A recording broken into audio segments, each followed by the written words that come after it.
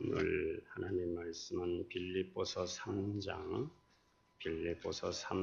4절에서 9절 말씀이 되겠습니다.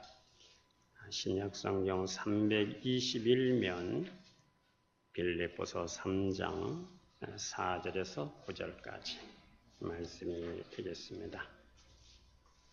4절 그러나 나도 육체를 신뢰할 만하며 만일 누구든지 다른 이가 육체를 신뢰할 것이 있는 줄로 생각하면 나는 더욱 그러하리니 나는 8일 만에 할례를 받고 이스라엘 족속의 베냐민 지파요 히브리인 중에 히브리인이요 율법으로는 바리새인이요 열심으로는 교회를 박해하고 율법의 의로는 흠이 없는 자라. 그러나 무엇이든지 내게 유익하던 것을 내가 그리스도를 위하여 다 해로 여길 뿐더러 또한 모든 것을 해로 여기면 내 주 그리스도 예수를 아는 지식이 가장 고상하기 때문이라. 내가 그를 위하여 모든 것을 잃어버리고 배설물로 여기면 그리스도를 얻고 그 안에서 발견되려 하매니 내가 가진 의는 율법에서 난 것이 아니요 오직 그리스도를 믿음으로 말미암은 것이니 그 믿음으로 하나님께로부터 난 의라. 아멘.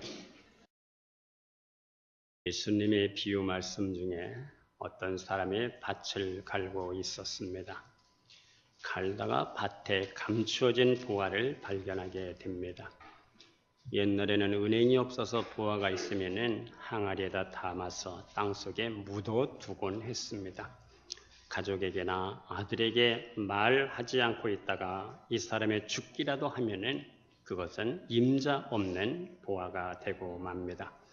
당시의 풍습에 의하면 발견한 사람이 가질 수가 있습니다. 그러나 발견한 곳이 남의 땅이라면 반반씩 나누어야 합니다. 이 사람이 밭을 갈다가 보화가 든 항아리를 발견하고 곰곰이 생각을 해보았습니다. 공개하면 부득불 이 보화를 반반씩 나누어야 할 것입니다. 그는 이 귀한 보배를 혼자 찾아오고 싶었어요.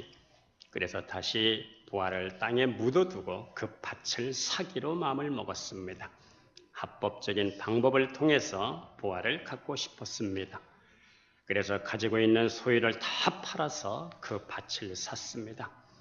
그때 밭을 사는 이 사람의 기쁨과 감격이 어떠했겠느냐 하는 겁니다. 값을 흥정할 것이 아닙니다. 얼마든지 얼마간에 사기만 하면 됩니다. 있는 소유를 다 팔아서 밭을 사고 마침내 보화를 소유하게 되었다는 비유입니다. 이 기쁨이 얼마나 대단한 것이냐 하는 겁니다. 마치 천국은 이와 같다는 겁니다. 예수님의 말씀에 자기의 소유를 다 팔아 왜 자기의 소유를 다 팔았겠습니까? 거기에는 그만한 가치가 있기 때문에 비교할 수 없는 절대 가치가 있기 때문입니다. 천국은 이와 같이 모든 것을 내주고서라도 소유할 만한 가치가 있다는 겁니다. 또 천국은 마치 좋은 진주를 구하는 장사와 같다고 했습니다. 좋은 진주를 찾아 헤매는 이 진주 장사가 세계에서 하나밖에 없는 가장 값비싼 진주를 발견하고 자기의 가지고 있는 것을 모든 것들을 다 팔아서 그 진주를 샀다는 것입니다.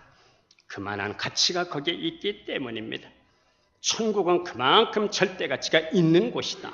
바로 그런 뜻입니다. 한 골동품 장사가 시골의 어느 식당에서 식사를 하게 됐습니다. 식사를 하면서 보니까 문간에서 개가 밥을 먹고 있는데 그 개 밥그릇을 보니까 이게 보통 귀한 그릇이 아닙니다. 그래서 그 개 밥그릇을 사기로 마음을 먹었어요. 개 밥그릇만 사자고 하면 팔지 않을 것 같아서 일단 개를 팔라고 이렇게 주인과 흥정을 했습니다. 그래서 아주 후하게 값을 주겠다고 하니까 기꺼이 그렇겠다고 하는 겁니다. 그래서 개를 샀습니다. 이제 밥그릇만 손에 넣으면 됩니다. 그래서 주인장, 그 개 밥그릇까지 끼워서 삽시다. 주인이 하는 말이 그건 안 됩니다. 왜 안 됩니까?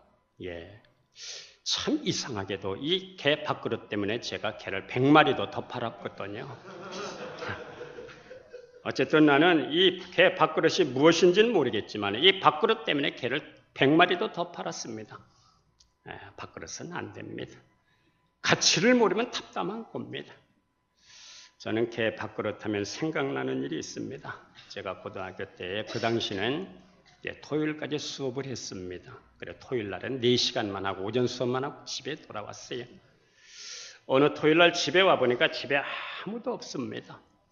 배도 출출하고 보니까 부뚜막 저 한 구석에 찌그러진 양푼 하나가 보입니다.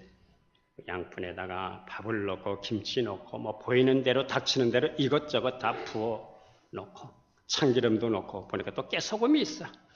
그것까지 부어 넣고 비벼서 먹었습니다. 맛있게 잘 먹었습니다.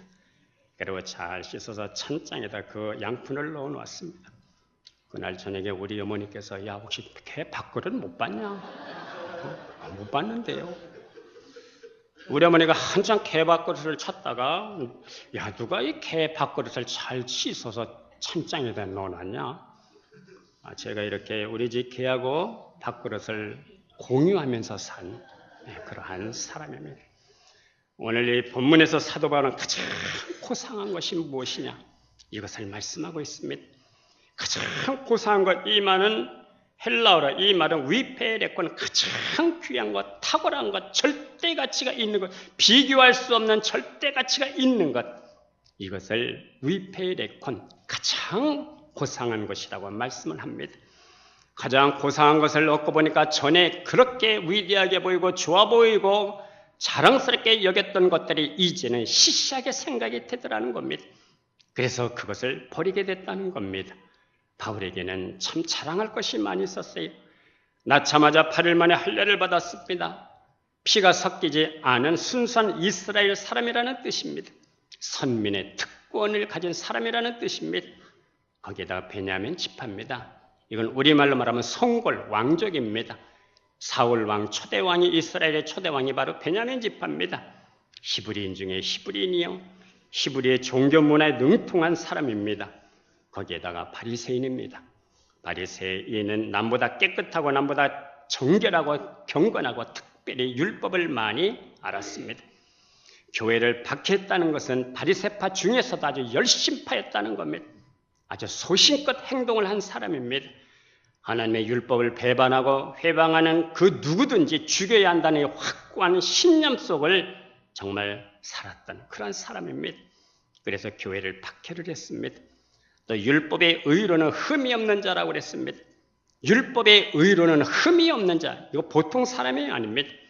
일반 사람들이 따라올 수 없는 사람입니다. 이것이 바로 바울의 과거였습니다. 이제 예수님을 알고 믿고 예수 안에 들어와서 보니까 그렇게 자랑스러운 것들, 이런 것들이 다 시시하게 보여졌다는 겁니다. 유대교에서 그리스도 안으로 들어온 날로부터 바울의 신앙 고백은 예수 그리스도 안, 이것이 바로 바울의 인생 결론입니다. 그리스도 안이라고 하는 말은 그리스도의 임재가 없이는 살기가 아주 불가능해지는 삶. 그분이 내 안에 들어오셔서 그분이 내 안에 살아계시고 그분이 나를 이끌어가시고 주장하시고 결코 제한되지 않는 삶. 내게 능력 주시는 자 안에서 내가 모든 것을 할 수 있는 이 제한되지 않는 삶. 그것이 바로 그리스도 예수 안의 삶입니다. 예수 그리스도의 십자가 부활에 바로 연합되어진 삶.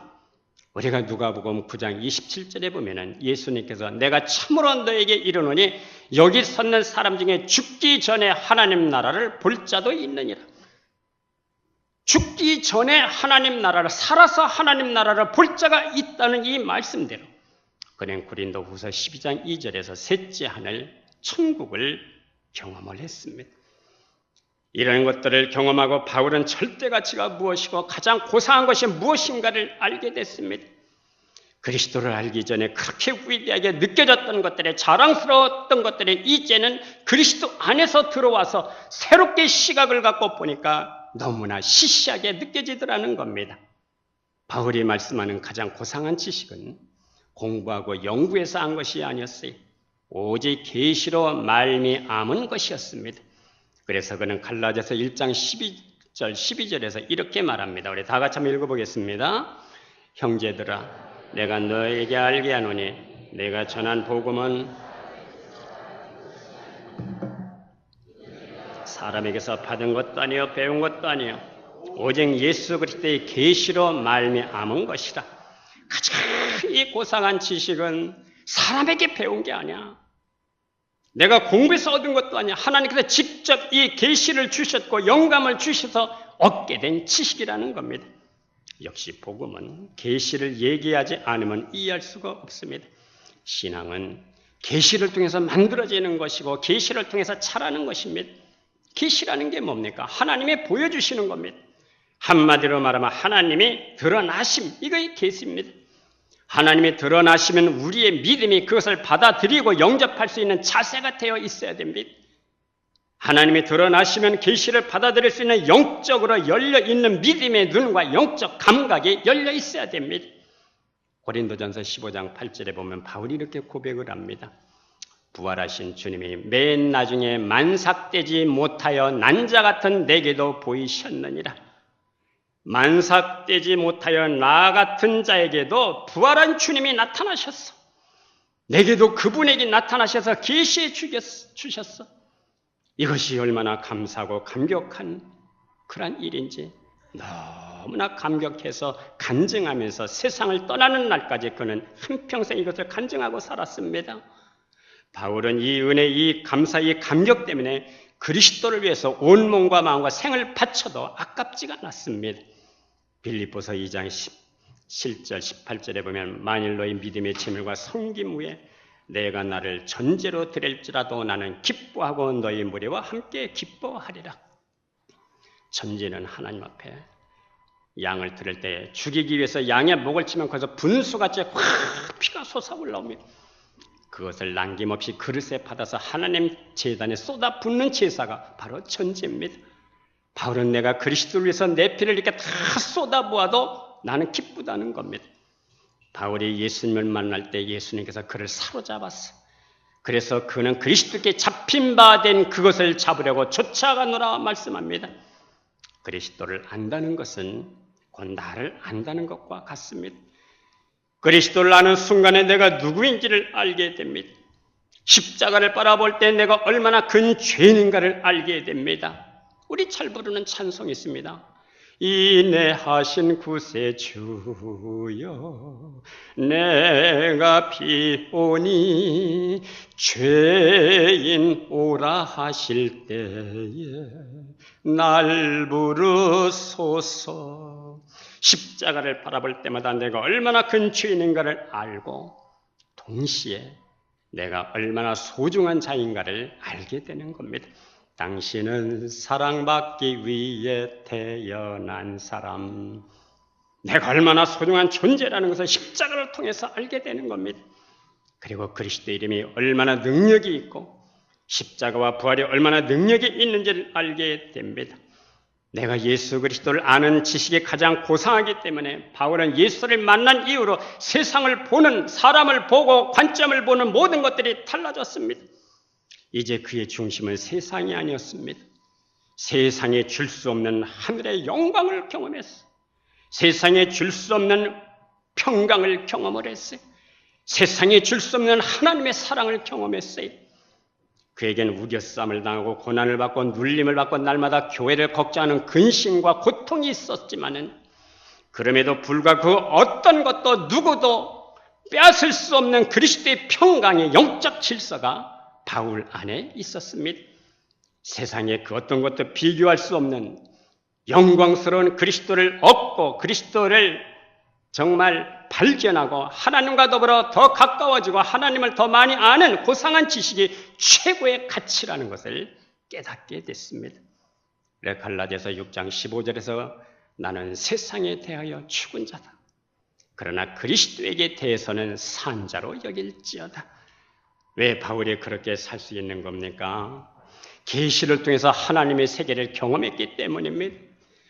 그리고 삼천층을 경험했기 때문입니다.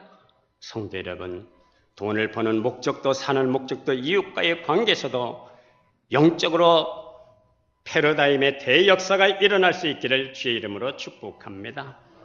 바울에게는 큰 획을 그을 수 있는 사건이 두 번이 있었어요. 첫째는 우리가 잘 아는 대로 다메섹 도상에서 부활하신 주님을 만난 사건입니다. 그는 예수 믿는 사람을 박해하는 것이 하나님의 뜻이라고 생각을 했어요. 그래서 유대의 죄를 위해서 그 기독교인들을 말살해야 된다고 생각했어요. 그는 이런 확신을 갖고 스데반을 죽이는 데 동참했습니다. 다메섹까지 피난 간 기독교인들을 붙들어 오기 위해서 거기까지 잡으러 먼 길을 갔습니다. 가는 도중에 정오에 부활하신 주님을 그가 만나게 됩니다. 이 유대인들은 낮에는 너무 뜨겁기 때문에 낮에는 잘 안 다닙니다. 주로 저녁 때 선선할 때 그때 활동을 합니다. 그런데 바울이 가는 도중에 정오에 한창 햇빛이 내리쬐을 때 뜨거울 때 그때 주님을 만났습니다. 바울이 그렇게 정오에 갔다는 것은 그만큼 극렬분자라는 뜻입니다. 빛 가운데서 말씀이 들립니다. 사울아 사울아 내가 어찌하여 나를 박해하느냐. 그가 부활하신 주님 살아계신 주님을 경험합니다. 아 예수의 부활이 이거 뜬 소문이 아니고 진짜로구나. 베드로 야고보 요한이 외치는 예수 부활이 사실이구나. 그래서 부활하신 주님을 그가 만나게 됩니다. 그래서 교회를 박해하던 사람이 이제는 뒤집어져서 교회를 세우는 사람이 됩니다. 이것이 바울의 첫째 회심, 첫 번째 사건 바울의 중생입니다. 그리고 바울은 소아시아를 다니면서 열심히 복음을 전했습니다.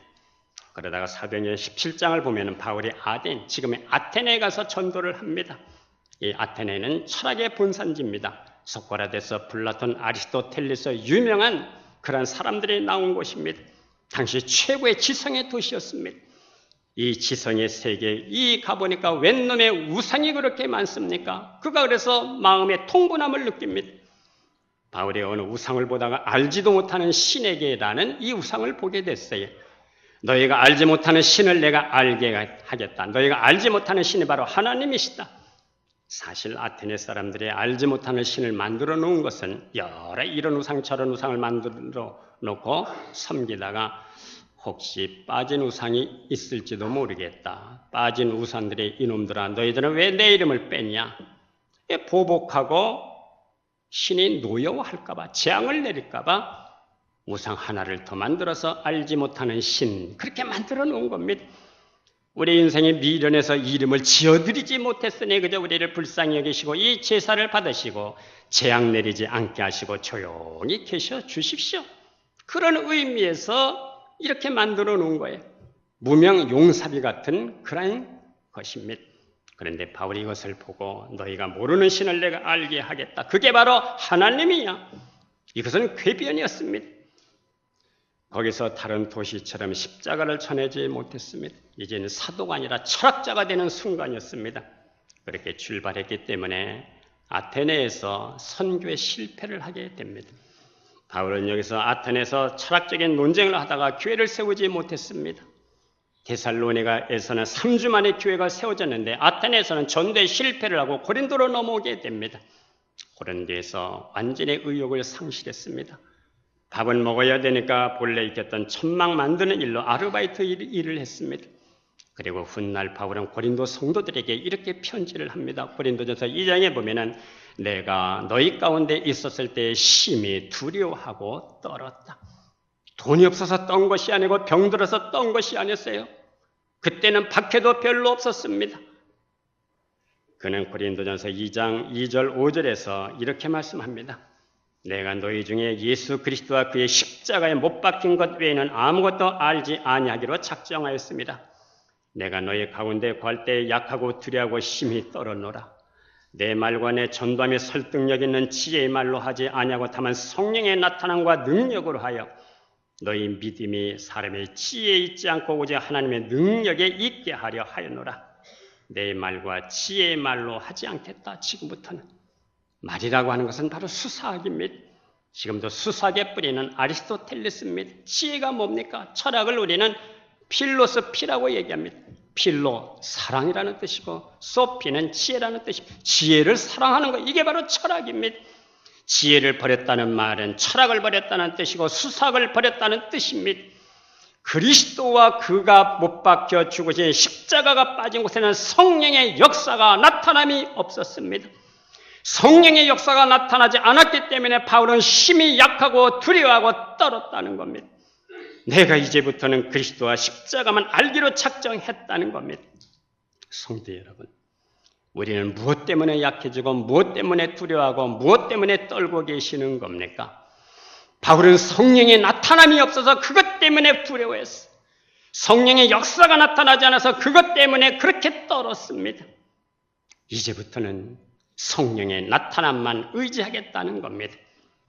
바울에게 그리스도와 십자가만 알고 다른 것을 다 포기하고 내려놓는 대포기가 있었어요. 이것이 바울에게는 두 번째 영적 중생이었습니다. 우리는 대폭이 잃어버림, 내려놓음, 더 내려놓음이 있어야 부활의 권능, 생명의 능력이 나타날 수가 있는 겁니다. 거기에 하나님의 능력과 성분이 드러나는 것이고 그리스도의 기능이 나타나는 겁니다. 그러므로 십자가와 그리스도를 아는 지식이 가장 고상한 것이다. 그래서 바울은 옛날에 그렇게 자랑스러웠던 것들, 이런 것들을 이제는 다 버렸다는 겁니다. 오늘 본문에는 세 가지로 버렸다는 말씀이 나오고 있습니다. 첫째는 그리스도를 위해서 다 해로 여겼습니다. 그리스도를 위해서 해로 여기는 것은 이건 지극히 개인적인 겁니다. 누구에게나 다 통하는 건 아닙니다. 이건 지극히 개인적인 것입니다. 어느 분이 보석을 수집하는 취미가 있었어요. 그래서 이런 보석 저런 보석 참 많이도 모았습니다. 아주 비싼 보석인데, 그리고 외출할 때마다 보석을 목에 달고 팔에 걸고 아주 주렁주렁 매달고 그렇게 다녔습니다. 그런데 어느 날 천도를 받고 예수를 믿고 은혜를 받아보니까 그런 것들이 하찮게 여겨지는 겁니다. 그리고 예수 믿는데 이런 것들이 자꾸 신경이 쓰여지더라는 겁니다. 그래 다 처분해서 성경금으로 드렸습니다. 얼마나 마음이 시원하고 얼마나 마음이 가볍고 얼마나 마음이 자유로운지, 이런 사람에게는 보석이 예수 믿는데 해가 되는 겁니다. 바울에게는 8일 만에 할례를 받은 것, 선민으로 태어난 것, 왕조의 베냐민 지파라는 것, 히브리인 중에 히브리인이라는 것, 거기에다가 바리새인이라는 것, 이런 자랑들이 오히려 예수 믿는 데 해가 되더라는 겁니다. 그래서 이런 것들을 다 해로 여겼다는 겁니다.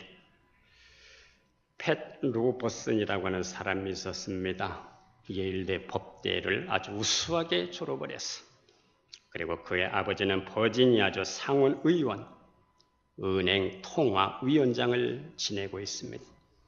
팻 로버슨이 예수를 믿고 구원을 경험한 날, 퇴근 후에 한잔 하러 가자는 친구들의 요청을 물리치고 빨리 집으로 돌아가서, 여보, 내가 오늘 예수를 믿고 구원을 받았어. 얼마나 마음이 기쁜지. 아내는, 당신 미쳤구냐? 정말 당신 왜 이래요? 평소에 하지 않는 말을 왜 하는 거요? 여보, 나는 미치지 않았어. 내가 예수 믿고 구원을 받았단 말이요, 구원을. 얼마나 구원받은 것이 기쁜지. 그는 잘 시간쯤 하면 말없이 일어나더니 찬장 안에 가득히 그동안 모아놓았던 고급 위스키 병을 한 병씩 꺼내서 콸콸콸콸콸콸 다 쏟아붓기 시작했습니다. 어서 이상한 소리가 들려요. 물 흐르는 소리가. 아내가 잠결에 일어나서, 여보, 이것들이 얼마나 비싼 것인지 알아요? 당신 알잖아. 아내가 말렸지만 그 마지막 병까지 다 쏟아버렸습니다. 그에게는 위스키라고 하는 것이 예수 믿는데 방해 요소였습니다. 후에 그는 팻 로버슨 목사가 됩니다. 미국의 아더베리 댄스 교습소에서 춤 선생으로 일하던 어느 한 젊은이가 있었어요.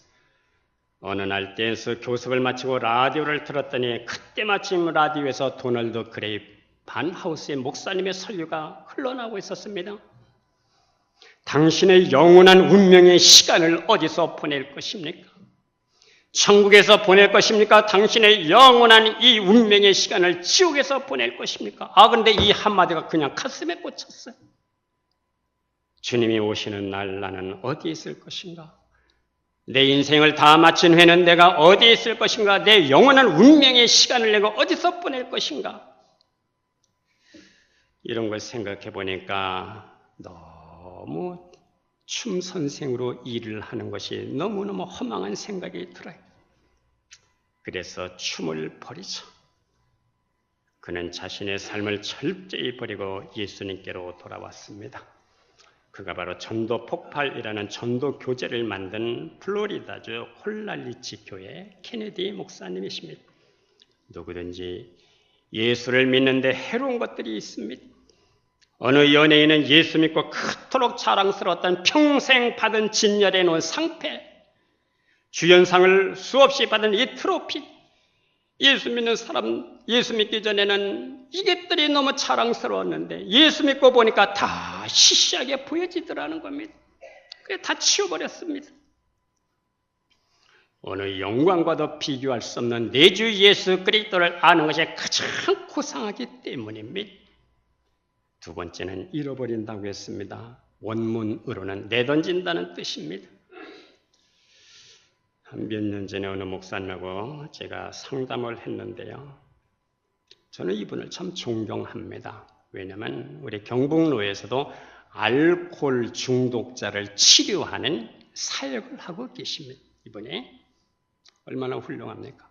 이게 알코올 중독자를 치료하는 사역을 한다는 게 너무너무 힘이 드는 거예요. 그런데 이분하고 상담을 했는데 자기도 중독이 있는데 바둑이라는 중독이 있다는 겁니다. 참 아이러니컬합니다. 알코올 중독자를 치료하는 사역을 하는 사람이 자기는 바둑 중독에 걸렸다는 겁니다. 이 바둑 때문에 참 목회가 어렵다는 거예요. 제가 생각할 때는 이 바둑이라고 하는 것이 뭐 그렇게 나쁘고 해가 될까 그렇게 생각을 했는데 이분에게는 그 바둑 때문에 목회가 어렵다는 거예요. 왜? 주일날 새벽까지 바둑을 두고 다녀요. 바둑에 중독이 돼서 너무너무 힘들다는 거예요. 장 목사님이 시간 나면은 제 생각 좀 해주시고 이 바둑에서 해방될 수 있도록 좀 기도 좀 해주십시오. 이분에게는 바둑을 잃어버리는 것이 은혜였습니다. 그리고 몇 개월 만에 다시 제가 전화를 받았습니다. 목사님, 제가 바둑에서 드디어 해방이 됐습니다. 예, 제가 회개하고 또 회개하고 아침 저녁으로 엎드리고 나는 끊으려고 너무너무 노력도 해봤지만 이제는 다 포기하고 주님, 끊을 수 있는 주님의 권능을 주시옵소서. 기도했더니 하나님께서 은혜를 주셔서 드디어 끊어지게 됐다는 겁니다. 회개하지 않으면 지옥 갈까 봐 그렇게 벌벌 떨면서 회개하는 것이 아닙니다. 성경은 그렇게 되지 않습니다. 성경이 말하는 회개는 주님의 은혜가 내 안에 들어오면서 그분의 권능이 내 안에 들어오면서 하나님 아버지께서 그 죄를 어떻게 보시는가를 알게 되는 겁니다.